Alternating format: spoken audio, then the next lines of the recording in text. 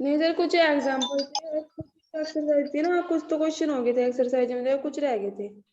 अच्छा ठीक है, एक चैप्टर के बारे में और बता दूं मैं, पार्शियल डिफरेंशिएशन के बारे में। इन दोनों को कर लेना कल बैठ के, जो भी इसके डाउट्स होंगे फिर वो क्लियर करते रहेंगे। देखो डिफरेंशिएशन के बारे में देख लो पहले, ये इसको डी बाई डी एक्स से रिप्रेजेंट करते हैं, ठीक है भाई। डेरिवेटिव जो क्लास 12th में पढ़ लिया आप लोगों ने। और इसमें अगर मान लो कोई फंक्शन है y, उसका डेरिवेटिव कर रहे हो तो हम डेरिवेटिव को dy बाई डी एक्स से रिप्रेजेंट करते हैं। यहां मतलब ये है कि जो y है ना वो होता है डिपेंडेंट वेरिएबल,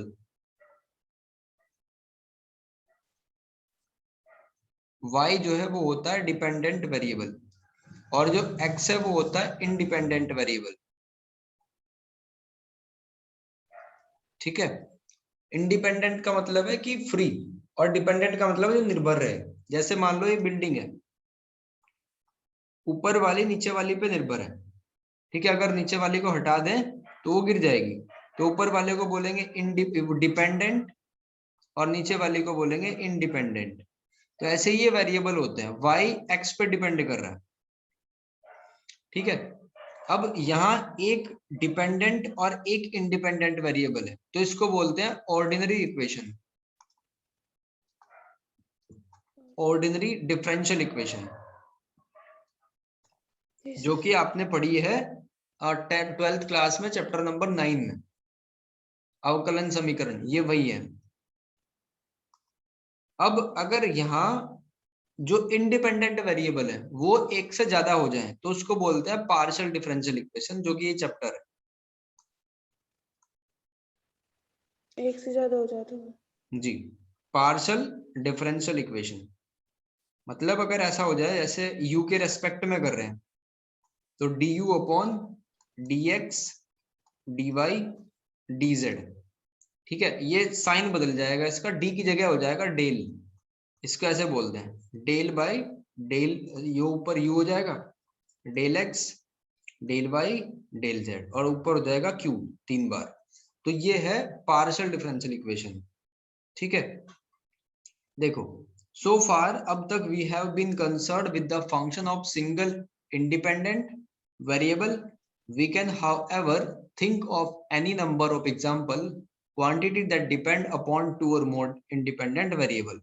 जैसे अगर हम एरिया ऑफ रेक्टेंगल की बात करें तो वो दो वेरिएबल पे डिपेंड करता है, एक तो लेंथ पे और एक ब्रेथ पे, ठीक। अगर क्यूबॉइड की बात करें तो क्यूबॉइड का वॉल्यूम क्या होता है, लेंथ ब्रेथ और हाइट, जी सर। तो वो तीन चीजों पर डिपेंड करता है। ऐसे ही हो सकती हैं बहुत सारी चीजें, जैसे स्क्वायर का एरिया है वो साइड इंटू साइड होता है तो वो एक ही चीज पे निर्भर करता है, तो वो एक पे निर्भर कर रहा है। तो ऐसे ही दो या तीन या चार पे निर्भरता हो सकती है किसी की। अब देखो लिमिट क्या होती है, लिमिट का मतलब एक बाउंड्री है, एक बाउंडेशन है, ठीक है। मैथमेटिक्स में कैसे समझेंगे, मान लो ये फंक्शन है f x equals to x plus two, आपको इसमें x की वैल्यू 1 डाल दो, 2 3 4 5 6 तो वैल्यू आती चली जाएंगी। लेकिन अगर इसी की जगह ऐसे हो जाए f x is equals to 1 upon x minus two, तो इसमें x की जगह 2 डाल के देखो क्या होगा, जीरो आ जाएगा फिर तो। इनफाइनाइट आएगा, 1 अपॉन जीरो आ जाएगा ना। जी सर। 1 अपॉन जीरो को कहते हैं इनफाइनाइट, तो इनफाइनाइट को तो फाइंड ही नहीं कर सकते। तो ऐसी कंडीशन के लिए लिमिट बना, कैसे निकालेंगे, हमने देखा कि इसकी जो वैल्यू है x इक्वल्स टू 2 पे नॉट डिफाइन है, तो इसका मतलब हम क्या करेंगे, इसके लेफ्ट से आएंगे, इसके राइट से आएंगे और देखेंगे फंक्शन की नेचर क्या है, यानी फंक्शन किस तरफ जा रहा है। तो उसके लिए क्या करेंगे, 2 से बहुत छोटी सी वैल्यू, मतलब इसमें से बहुत कम वैल्यू डालेंगे, जैसे इसकी क्लोज वैल्यू 1.99, ठीक, 1.98, ऐसी वैल्यू पुट करके देखें, क्योंकि 2 रख दिया तो खत्म हो जाएगा काम। फिर 2.001, 2.01 ऐसी वैल्यू देख के हम डिसाइड करेंगे कि इसकी फंक्शन की वैल्यू क्या है, यानी लिमिटिंग वैल्यू क्या है, लिमिट क्या है इसकी। ठीक है भाई, ये तो छोटा सा कॉन्सेप्ट बताया मैंने लिमिट का। अब कंटिन्यूटी क्या होती है? अगर left hand limit right hand limit के बराबर हो जाए तो फंक्शन कंटिन्यूअस होगा। एक बार ग्राफ पे समझो इस बात को। मान लो ये एक फंक्शन है, फंक्शन का ग्राफ है, और किसी मान लो इस वैल्यू पे पूछा है कि बताओ ये कंटिन्यूअस है या नहीं। तो अगर इसकी लेफ्ट हैंड लिमिट यानी इस साइड से लिमिट निकालोगे और इस साइड से निकालोगे, दोनों अगर बराबर आती है तो फंक्शन कंटिन्यूअस हो जाएगा। अब एक फंक्शन का उदाहरण लेते हैं जो डिसकंटिन्यूअस हो। जैसे ये वाला एग्जांपल देखो, x इक्वल्स टू 2 से पहले y की वैल्यू कितनी आ रही थी? मान लो ये 3 है, ठीक है भाई। x इक्वल्स टू 2 से पहले कुछ भी रखो, y एक्सिस पे 3 वैल्यू दे रहा था। लेकिन जैसे ही 2 से आगे कदम बढ़ाया तो y की वैल्यू चेंज हुई, मान लो ये 7 होगा यहाँ, तो y की वैल्यू 7 हो जाएगी। तो इसको कहते हैं डिसकंटिन्यूअस फंक्शन, जब लेफ्ट हैंड लिमिट अलग हो और राइट हैंड लिमिट अलग हो। जी सर। ठीक है भाई, देखो और एक चीज यहाँ से सीखनी है कि लिमिट हम अप्लाई कर रहे हैं किसी फंक्शन में। मान लो दो लिमिट अप्लाई कर रहे हैं, दो वेरिएबल का फंक्शन है, x टेंड्स टू a और y टेंड्स टू b। तो अगर y tends to b put करें, ठीक है, अगर y tends to b put करें या x टेंड्स टू a पहले पुट करें तो दोनों बार अलग अलग आंसर आएंगे। देखो जैसे ये एग्जांपल ले लिया, इसमें y टेंड्स टू 0 पुट कर दिया, ठीक है, पहले y की जगह 0 पुट कर दिया तो x square by x square 1 आ गया। फिर हमने y की जगह, देखो ये इसमें मिसप्रिंट है, आप ठीक कर लेना इसको, ये अंदर x लिखा हुआ है, बुक में करेक्ट कर लेना। अगर x की जगह 0 पुट कर दिया तो y square by y square -1। देखो दोनों में अलग अलग वैल्यू है, तो इसका मतलब लिमिट का क्रम अगर बदल दे तो आंसर चेंज हो जाएगा। जी सर। अब देखो partial derivative of higher order.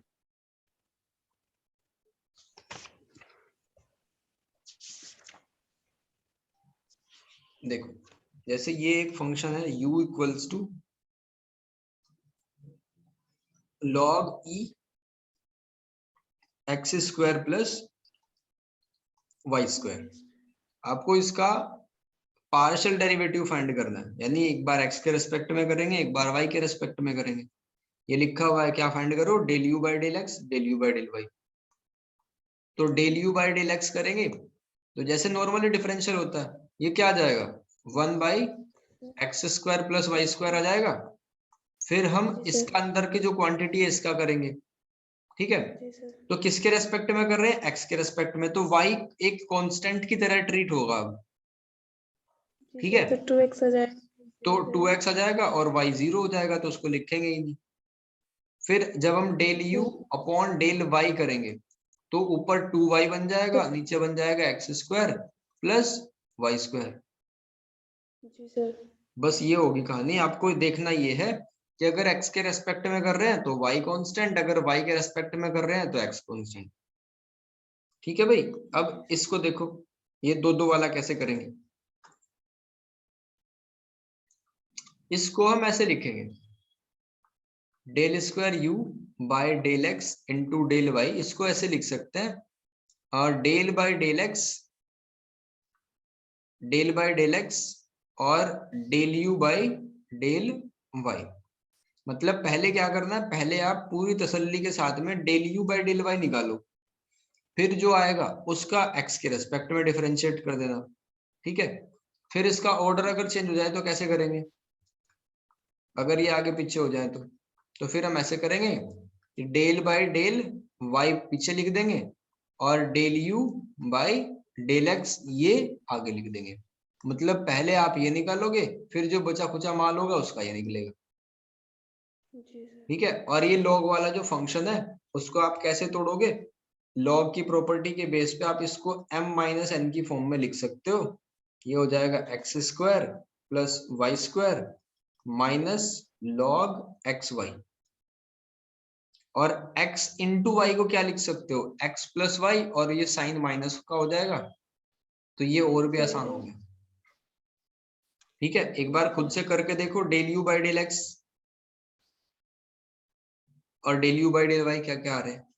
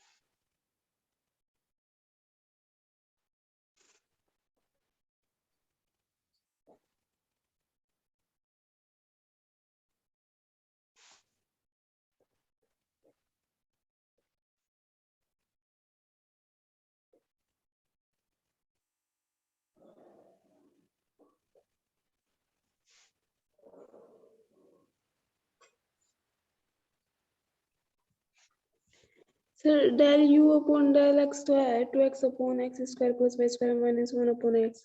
Same आ गया ना जो लिखा हुआ है स्क्रीन पे, वही आ गया। जी सर। चलो आगे बढ़ो, फिर क्या करना है, वही दोबारा रिपीट कर दो उसको, उसका वाई के रेस्पेक्ट में निकाल दो। जी सर जी को del u upon del x निकाला तो ये आएगा 2x upon x square plus y square minus 1 upon x. हाँ और आपने बताया था ना फिर ये जो y के रेस्पेक्ट में करना है, और फिर मतलब कि इसका भी वो दोबारा निकालना है dy बाई dx, ये वैसे बिल्कुल। कांस्टेंट करो। हाँ, अब जैसे वाई के रेस्पेक्ट में निकालेंगे ना, तो एक्स हमारे लिए कांस्टेंट हो जाएगा। जी सर।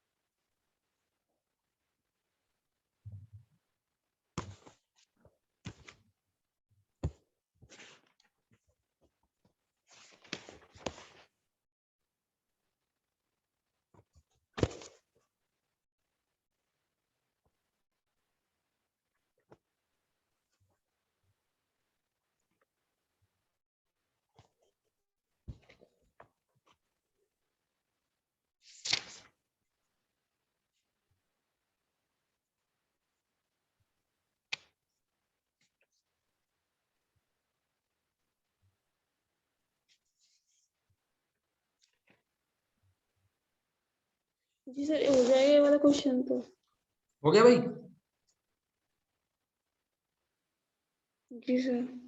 चलो देखो, find the first and second order partial derivative. इसको एक फंक्शन मान लेंगे हम। फर्स्ट ऑर्डर का मतलब क्या है कि एक बार, सेकंड ऑर्डर का मतलब क्या है, डेल स्क्वायर, यानी दोबारा भी करना है। तो पहले आप इसका del f by del x निकाल के देखो, फिर del f by del y निकाल के देखना है, फिर दोबारा करेंगे del square f by del x into del y करेंगे, फिर del square f by del y into del x करेंगे।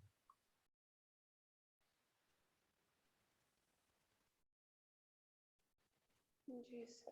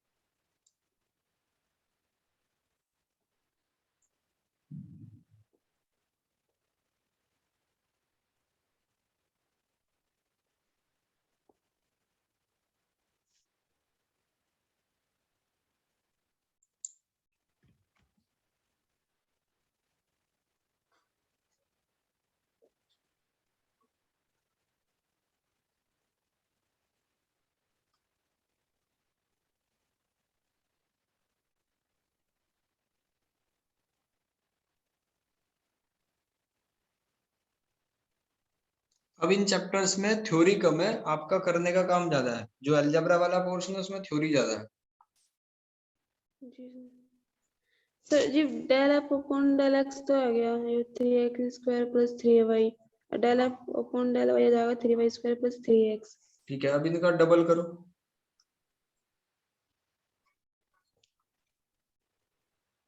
पहले डेल बाय डेल एक्स लिख लो, और del f by del y जो आया वो तो पहले निकाल रखा तुमने, उसको यहाँ पुट कर दो, जी del sir. By del x, और वाई वाले की वैल्यू पुट करेंगे। तो बस ये देखना है कि किसके रेस्पेक्ट में हो रहा है, वही वेरिएबल है, बाकी सब कांस्टेंट है। तो 3y² का होगा 0 हो जाएगा, तो 3 आ जाएगा इसका। जी सर, 3 आ जाएगा। ऐसे ही दूसरा निकाल के देखो।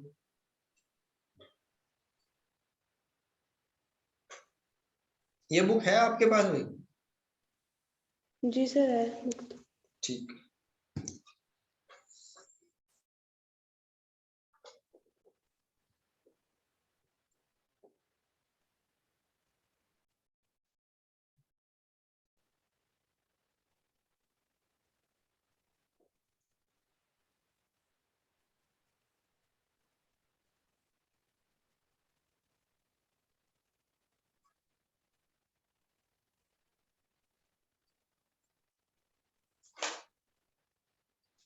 ये भी 3 ही आएगा सर। ठीक है, बराबर आ गया। चलो आगे देखते हैं। सारे क्वेश्चन बिल्कुल वही है, एक इसमें थ्योरम है वो समझा देता हूँ।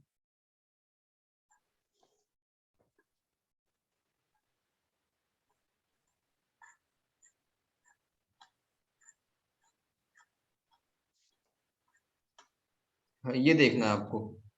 एक तो होमोजीनियस फंक्शन क्या होते हैं, और आयलर थ्योरम। ठीक है, होमोजीनियस फंक्शन वो होगा जिसमें पावर सेम होंगी हर एक टर्म की, हर एक टर्म की पावर सेम होंगी। जैसे ये लिखा हुआ है एक्स वाई, या सॉरी x² y करो, और ये xy², तो दोनों में देखो पावर अगर ऐड कर दें तो 3 है। इस टाइप की इक्वेशन को जी कहते सर। हैं होमोजीनियस। और आयलर थ्योरम क्या है? आयलर थ्योरम का मतलब है x del u by del x plus y del u by del y is equals to nu। जी सर। ठीक है, तो ये है कंडीशन। अब हम जो भी निकालेंगे पार्शियल डिफरेंशियल, उनको आयलर में रख के सेटिस्फाई कराएंगे, अगर u एक होमोजीनियस फंक्शन होगा तो। Of function degree n is x and y, then देखो क्वेश्चन करेंगे तो बात क्लियर होगी।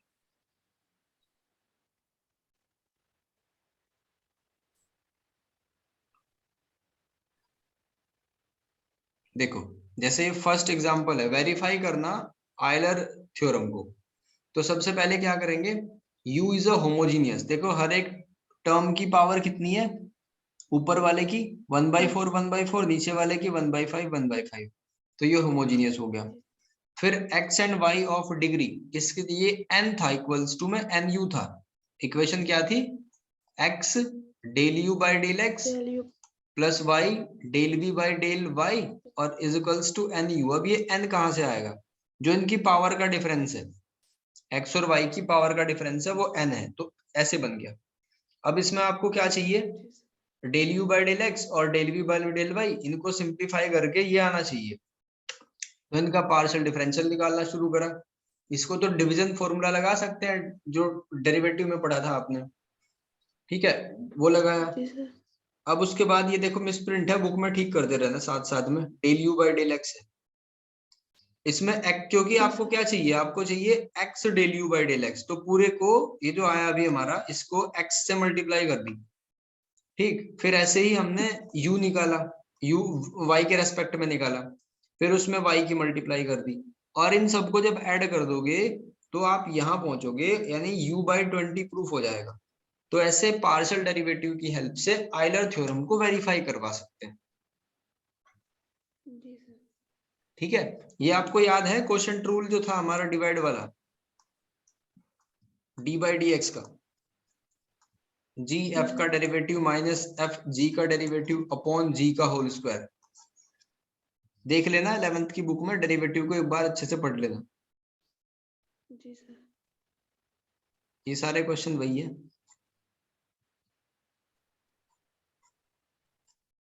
सर जो क्वेश्चन छूट रहे हैं वो उसमें चैप्टर में लिमिट वाले में भी। लिमिट वाले में? हाँ अच्छा जो वो, आपने वो कल पढ़ाया। हाँ ठीक है, इन दोनों के डाउट लूंगा मैं। जी सर। आप ट्राई कर लेना, कल संडे भी है इसलिए मैंने ज्यादा काम दिया आप लोगों को, जितना भी काम हो पाए। जी सर। फिर ये इसके बाद करेंगे टोटल डिफरेंशियल कोफिशिएंट को, यहाँ से पहले इसके पहले का निपटाएंगे काम। तो करके देखना जितने भी आपसे क्वेश्चन हो सकते हो। जी सर। ठीक है भाई, चलो आज के लिए इतने।